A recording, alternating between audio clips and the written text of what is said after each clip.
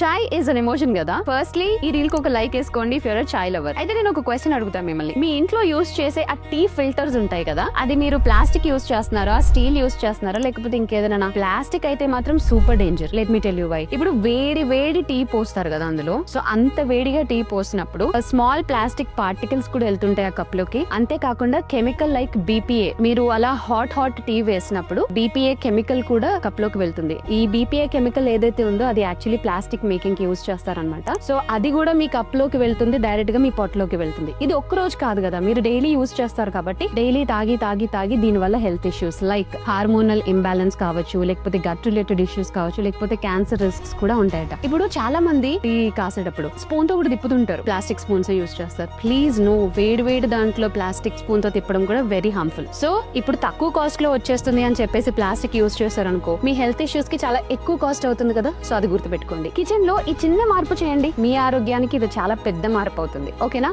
Say no to plastic.